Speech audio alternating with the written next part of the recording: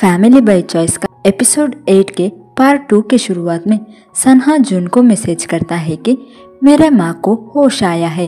तभी जून वहाँ पर दाल को जाते हुए देखता है और उसका पास जाकर उसके हाथ को पकड़ता है और वो दाल से पूछता है कि तुम अभी अभी आए हो तो जून सुबह ही घर से तुम्हें मिलने वाली हूँ कहकर घर से गई थी। तभी दाल झूठ बोलती है कि जून रेस्टरूम में गई है। तभी जून पूछता है कि क्या जून तुम्हारे साथ कोचिंग लेने आई थी?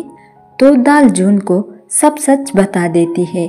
फिर जून सियोल से सैड होकर वापस आती है तो जून उसका पास आता है। तभी जून पूछती है कि तुम्हें कैसे पता चला कि मैं यहाँ हूँ? जून कहता है कि दाल ने बताई थी तुम्हारे सियोल जाने का बात को, और वो जून को डांटता है कि क्या तुम पागल हो? ऐसे कैसे तुम वहाँ अकेले बिना बताए हुए जा सकती हो? तुम्हारी वजह से मैं घर में सियोल जाता हूँ कहकर आया हूँ और तुम कॉल को क्यों नहीं पिक कर रही थी? तभी जून उसकी मोबाइल को दिखाती है जो स्विच ऑफ होता है। तभी जून को सैड देकर तुम क्यों सैड हो पूछता है, लेकिन जून कुछ रिप्लाई दिए बगैर आगे जाने लगती है। तभी जून भी उसके साथ जाने लगता है और पूछता है कि तुम सियोल जाकर इतनी जल्दी कैसे आए हो?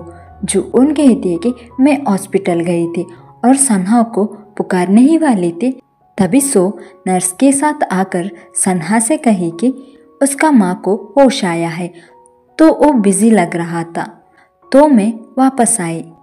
तभी जून कहता है कि तुम सियोल तक जाकर ऐसे ही रिटर्न आई? तुम क्या पागल हो? फिर घर आने के बाद जून रेस्टोरेंट जाता है जहाँ पर आज जंगजे देर रात तक रेस्टोरेंट में काम कर रहा होता है। तो जून रेस्टोरेंट जाकर वहाँ साफ सफाई करने लगता है। यहाँ पर जंगजे को तके हुए देखकर जून जंगजे का कंधे दबाने लगता है।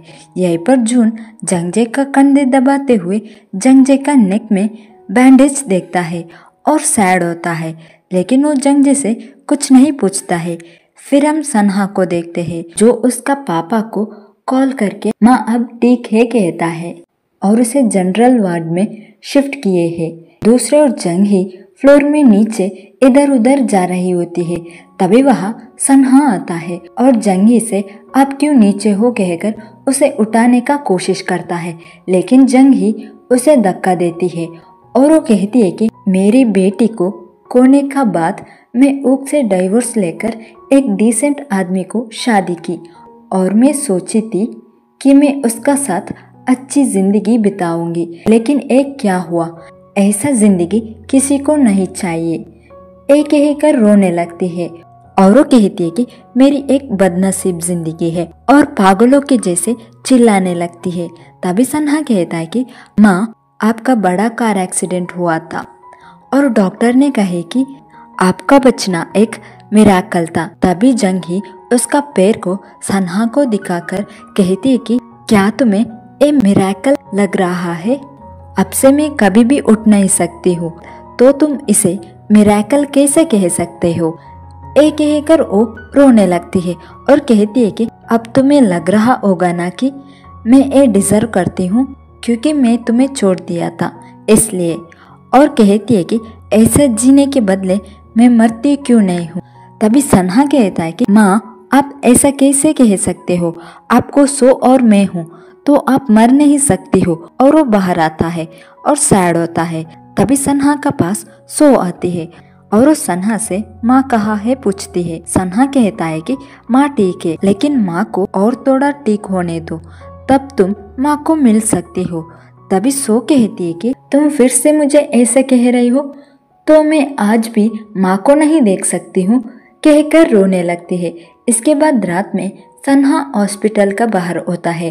तभी उसका पास उसका अंकल आते हैं और सन्हा से कहते हैं कि तुम जंगी की बात को दिल से मत लो, अब उसकी तबीयत ठीक नहीं है ना तो वो ऐसा बात कर रही है।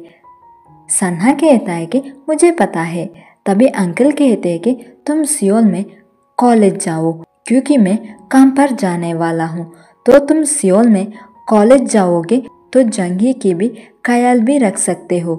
सन्हा कहता है कि मुझे माफ़ करिए, आपको ही पता है ना, मैं यहाँ पर कुछ दिनों के लिए आया हूँ। अंकल कहते हैं कि मुझे पता है, लेकिन तुम जंगी को देखे हो ना, वो मरने के बारे में बात कर रही थी और अगर उसके पास कोई नहीं हो तो वो कुछ भी करेगी क्योंकि उसकी मेंटल कंडीशन अब इतना ठीक नहीं है।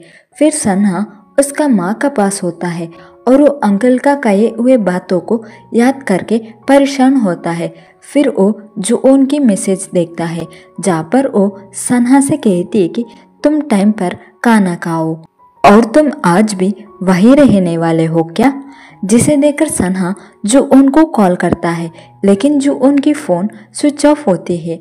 फिर अगले दिन सन्हा सो के पास आता है जहाँ पर सो को जल्दी उठते हुए देखकर सन्हा पूछता है कि तुम क्यों जल्दी उठे हो।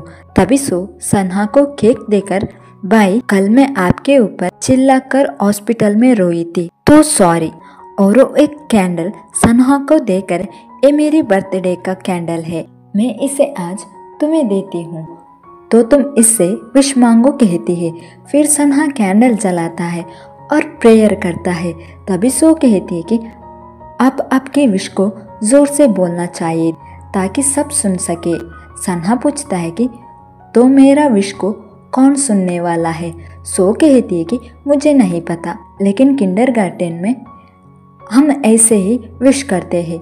फिर हम जुओन को देखते हैं, जब वो उठती है तब वो सन्हा का मैसेज देखती है और वो चिल्लाते हुए पापा सन्हा कल आने वाला है कहती है, लेकिन जंगजे वहाँ नहीं होता है।